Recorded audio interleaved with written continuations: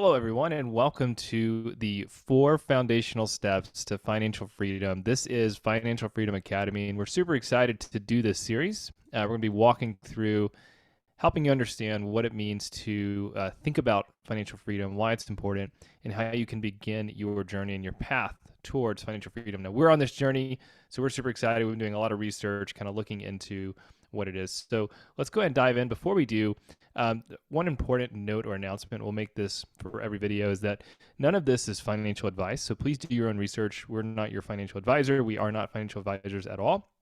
And so none of this constitutes as advice. Okay, so whenever we think about financial freedom, we've broken it down into 4 steps. And that's what we're going to be going through over this series, starting in this first video with determining your why as well as your goals. Okay, once we do that, then we're going to take a look at this idea of what it looks like to fix the leak, because we all have a tendency towards entropy, or a tendency towards things just kind of getting out of hand. We move towards chaos when we're not intentional. So how do you fix the leak?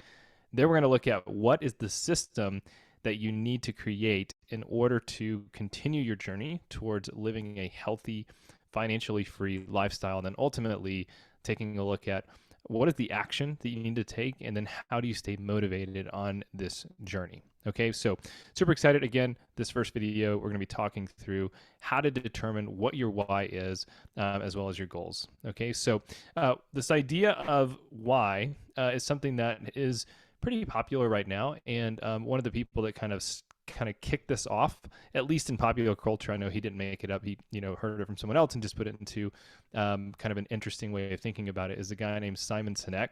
And he has this book called Start With Why, where he basically breaks it down, looking primarily from an organizational standpoint, that a lot of organizations can tell you what they do or what they sell. Most of them can tell you how they go about doing what it is that they're doing, or doing what they're building, what they're selling. But most of them don't understand the why behind what it is that they are trying to achieve or trying to accomplish, and that sort of thing. Okay, and the same sort of perspective goes for really you in your personal life as well, especially in your financial freedom journey. This is a very important question: is why do you want financial freedom? Because it's one thing to go, oh, it'd be great to have a lot of money. Okay, but to what end? That's the question. Okay, so we're going to walk through some questions that we've created that's going to help you begin to think about your why behind financial freedom. So let's go through these. We can kind of popcorn around and just kind of think through some of these questions. And what we have is called the Financial Freedom Audit. And so these are some questions. As we go, feel free to pause the video and write these down, answer these questions, because your answers to these questions are going to help you begin to build out and help you think about why financial freedom is important to you. So the very first question is, why do you want financial freedom? So Hunter, what are some ideas, or Rich, what are some ideas that kind of pop into your head when you see that question? Yeah, I mean, there's a couple of things that I think are consistent across many people, many generations throughout history, but they're these core driving principles of our existence, really. So I think of family, for example. What can I do to support, empower, equip family, to build family? So I think family is a big theme for many people in their why and what their financial freedom looks like. That is for me, my wife, and the family we want to build. That is a huge thing. Aging parents and grandparents, right? To be able to support them. That's a big one for me. I think another core theme is kind of purpose at a bigger level, and vision for community. So it could be charitable giving, it could be supporting causes and things that you believe in. I think those are things that cut to the core of who we are and kind of our feeling of purpose in life and what we're doing on this planet. And I think those are 2 really valid reasons, really big reasons for driving desire for financial freedom. Yeah, that's really good. That's awesome. So again, think about, what is it for you? What is it that's driving? Why do you want financial freedom? And some other questions kind of help you along that way is, what would that freedom look like and feel like to you? So let's say you get to the point of financial freedom. One question is, how will you know when you've reached it? And one way to think about that is, what does it look like? What does your physical surroundings look like? What does your day-to-day operation look like? What does it feel like to be in that place? Use that as a way of kind of stepping into the shoes of kind of already having reached it, so that you understand and can articulate, hey, this would feel really great actually if I could reach this point of financial freedom. Also think about, what benefit will this add to your life? What benefit does reaching financial freedom add to your life? What is currently not working for you right now? So this is one of those things where it's important to look at where your current reality is and identify what are the things that is about your current reality that you're not okay with, or that are frustrating to you, or that are is kind of painful or frustrating to have around. And also ask the kind of tandem question with that is, what led you to the place that you're in right now? Because it's one thing to just identify what your current reality is and what you don't like about it. But to go to the next level, think about, okay, what is it that's led me to this point? What actions have I done, or what has happened to me, or what have I not been paying attention to, or where have I not been intentional, that's actually led me to being in the place where I'm at right now? And then in tandem with that, as well, is what happens if you don't fix that problem. So if you have a tendency that you've identified that's led you to where you're at, or if you've identified something that's kind of led you to where you are right now, what happens if you don't fix that problem or address it? And what happens if you don't start thinking about and moving in the direction of financial freedom? What does that mean you're going to end up in a year, in 6 months, or in 3 years, and 5 years? That sort of thing. So it's important to identify why you want to move towards financial freedom. And a part of that is saying, hey, part of it is, I want to avoid living like I'm living now, or I want to avoid getting to a situation that is even worse than where I'm at right now. Okay.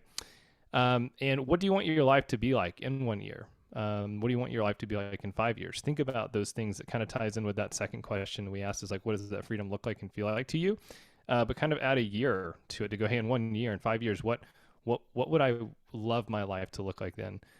And then kind of sum it up with this question around, okay, what is your driving motivation ultimately? What is it really? Right? That sort of thing. So Rich, any thoughts from you, just as you're kind of looking at this audit and thinking about financial freedom from your perspective? I think the thing that strikes me is the importance of doing this right at the outset.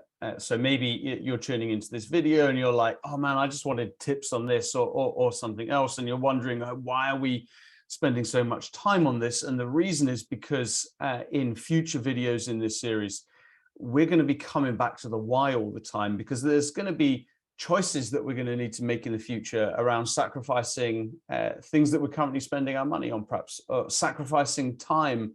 And all of these things will feel like a cost to us.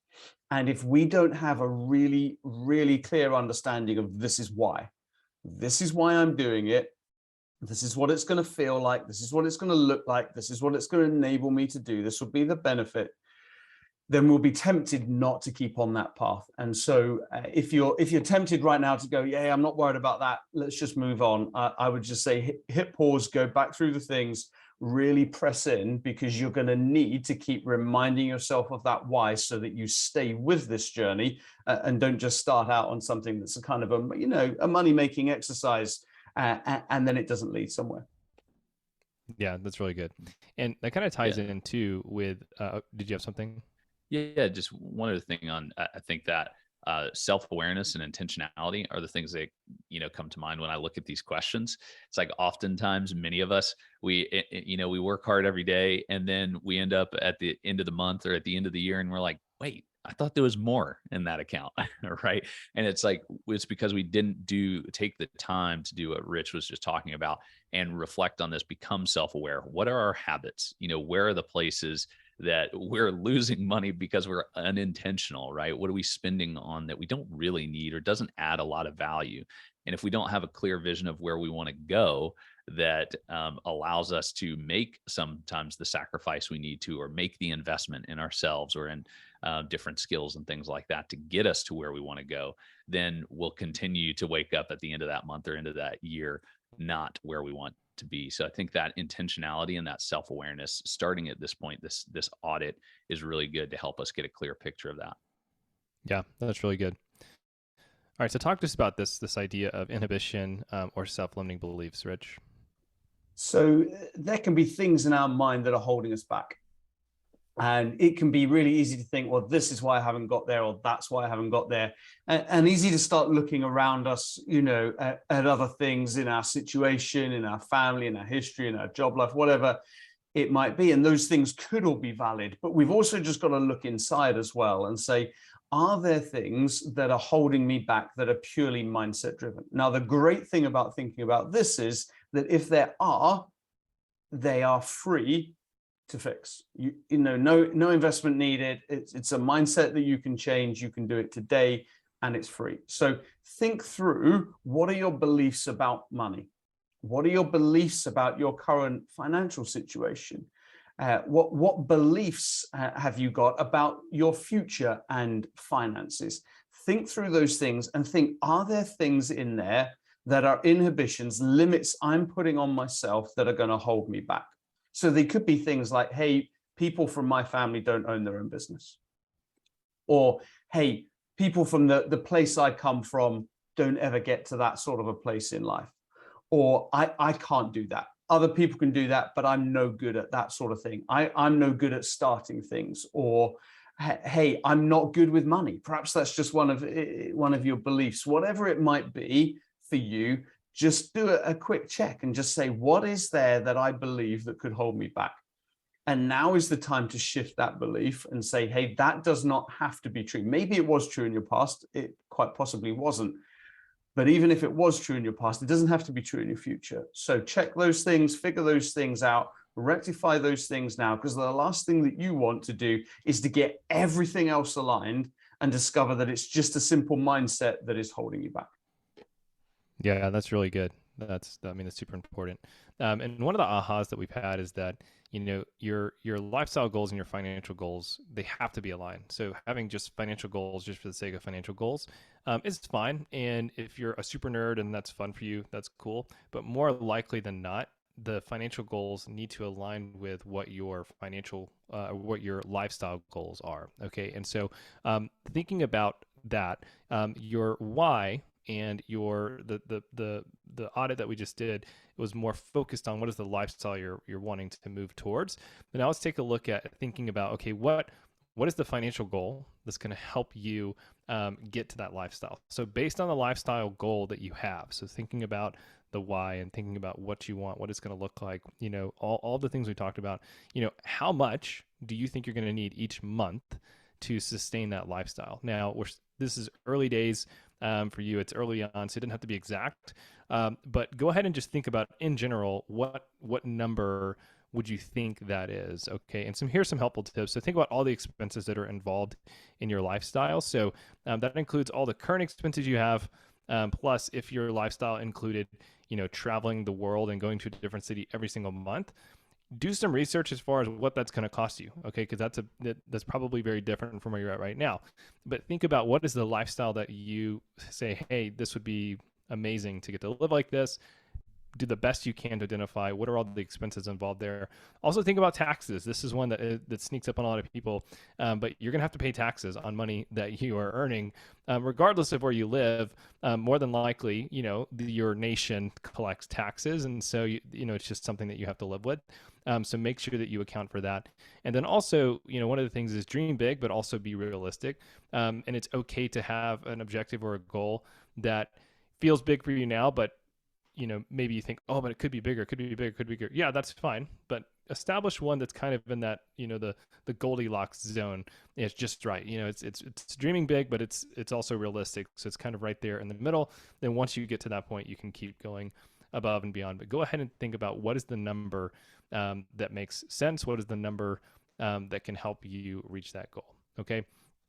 And then put it all together. So we have what's called the Financial Freedom Manifesto, which is kind of broken out into a sentence that you can do, and take some time to think through this. But, I want financial freedom so that, and list a few of your lifestyle goals, so that I'm getting to travel with my family, I'm getting to spend more time with my kids, or whatever your lifestyle goals are. And then be a little bit more specific to go, I'll know that I've reached financial freedom once I am earning this much, money a month, and so on and so forth. So what are your financial goals as they relate to and connect into your financial freedom journey? So that's it for this first video. Any final thoughts from either of you two on just this whole idea of starting with why and your goals?